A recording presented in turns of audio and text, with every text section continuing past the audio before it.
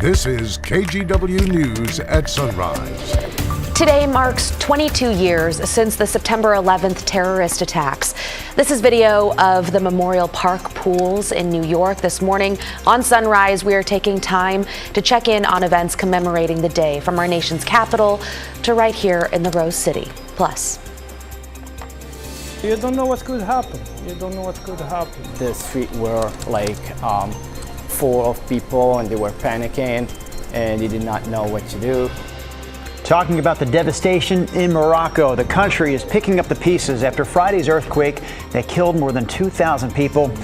We'll have the latest on search and rescue efforts there and more local reaction from people with friends and family in Morocco. also, we are taking a live look from Mountain View High School in Vancouver this morning. That is because Evergreen teachers and the district have reached a tentative deal. That means students could be back in classrooms as early as today. The union, though, still needs to vote on that tentative deal, which is expected to happen a little later this morning.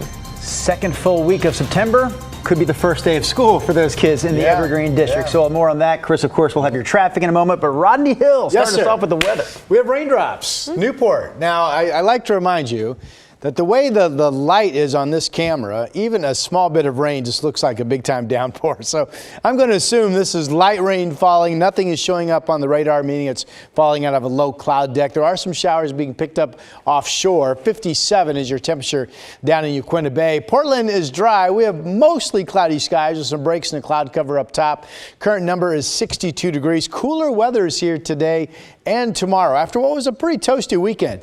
So we'll go mostly cloudy, meaning more clouds than sun. 59 degrees out the door, 68 at noon, and a comfortable 75 with light winds when the kids get out of school. Here's Chris McGinnis. All right, Rod, let's pick it up in Southwest Portland. Just getting word of a possible injury crash involving a pedestrian on Southwest 1st, just south of Burnside. I've got out on the lookout for that, I should say. So far, though, as we get back to the freeway drive, we're in pretty good shape. This is I-84, Banfield pretty wide open, rolling through the Hollywood district. I-5 south of town near McAdam, again, pretty wide open. So far on the freeways, so good, guys. Thank you for that update, Chris. We start this morning with a live look from Memorial Park in New York City. That is where the former World Trade Centers fell during a terrorist attack 22 years ago.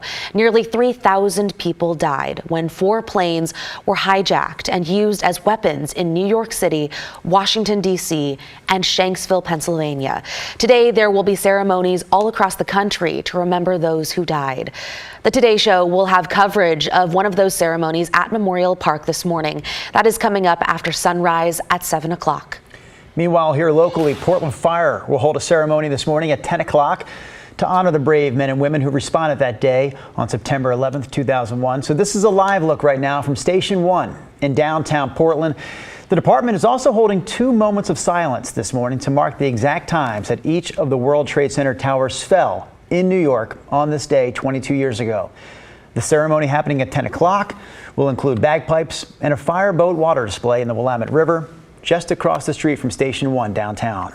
And we also mentioned another big story at the top of the hour, a huge update this morning out of the largest school district in Southwest Washington. This is a live look from Mountain View High School, where students could be heading back to the classroom later this morning. But before that happens, educators in the Evergreen School District first have to vote on a new contract. That's expected to happen at 8 o'clock this morning. The two sides reached a tentative deal just after 6:30 last night. If union members approve the deal, classes in the Evergreen School District will start 2 hours late today. This comes nearly 2 weeks after educators went on strike. Students and teachers have missed 7 days of school, which the district says will be made up throughout the year. Our next story this morning is about a group of local exotic dancers that have voted to unionize.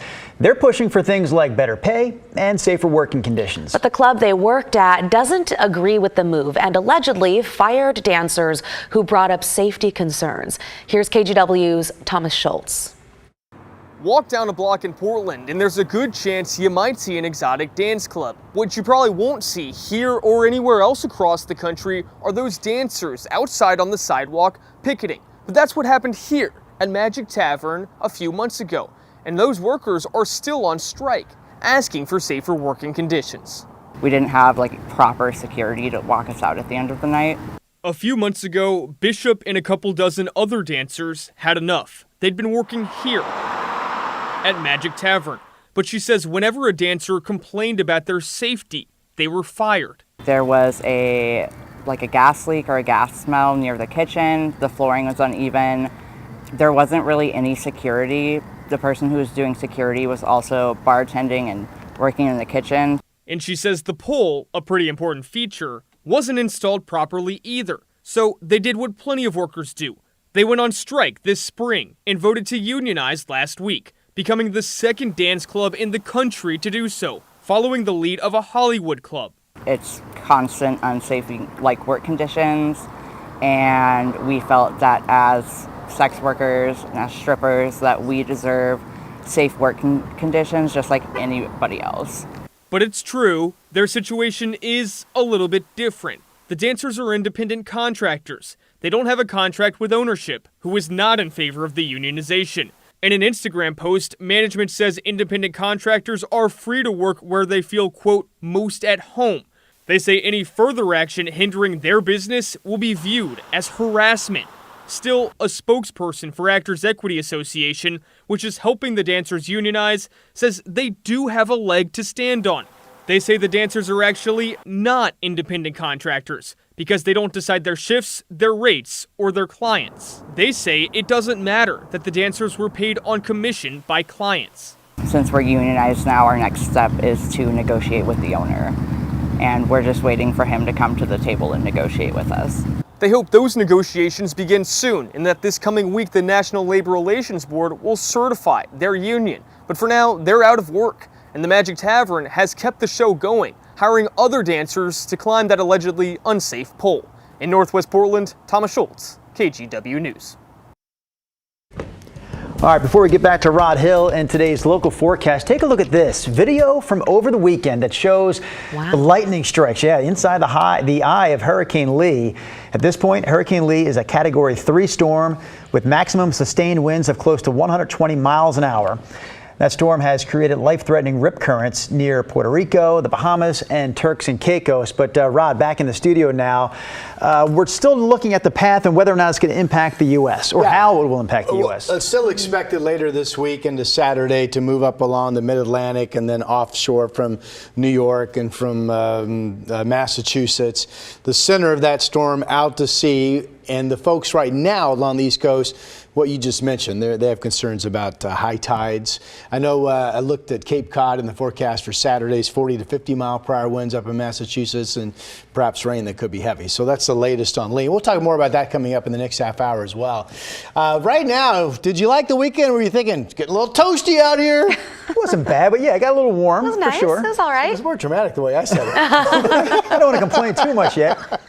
It was 89 on Saturday. It was 84 yesterday. We're cooling off today and tomorrow, but then the 7 days is going to show you the following. Thursday's high 88, the record 92. Friday I've got 94 expected, the record's 96. Saturday 93 is my projection. That would be a record. The current record's 92, and then Sunday cooling back down to 86. So that's what we're watching coming up starting on Thursday. But between now and then, really comfortable weather. You can see the cloudiness offshore. All this is going to be pushing through our area, so mostly cloudy skies over today, tomorrow, and into Wednesday morning. Radar is picking up some rain. Best chance of anything measurable for our area through the next couple days will be along the coast, and we've seen the rain showers in Newport already this morning. Here's Futurecast. Basically, it shows a lot of clouds this morning at 10 a.m. Shows the clouds breaking up somewhat at 5 p.m., but generally more clouds than sun going all the way through the day tomorrow. Here we are Tuesday at 8:30. There's some rain showing up inland tomorrow at 5. This is what we call as forecasters the upper axis of the cooler weather trough moving through. So it makes sense that Futurecast likes maybe tomorrow afternoon to be our best chance of a shower inland. We'll see if we get something or not. If we do, it wouldn't be much. These are current numbers, 55 in Kelso. We do have mostly clear skies across eastern Oregon to partly cloudy conditions right now. It's 52 in John Day. It's 60 degrees out in Pendleton. Forecast numbers for today should hold in the 70s. Again, mostly cloudy. We could see the clouds break up and get some sun breaks from time to time. A trace of rain. I'm just going to throw that out there. I don't want you to be surprised if all of a sudden a darkening cloud drops a raindrop. Winds will be on the light side, and pretty similar numbers expected up through southwest Washington. So I've got mid-70s today and tomorrow, clouds to sun on Wednesdays. We start to pull out of the cooler weather and we warm up to 80. And then what I showed you a moment ago, the 88, the 94, the 93, and then cooling down to 86 degrees on Sunday. By the way, so far we've had 24 90-degree days or hotter this season in Portland. And this would put us above 24. My summer projection was 20 to 24. Maybe I didn't have enough heat. Okay, I'm done. I was letting you have that moment, Ron. Okay, thanks.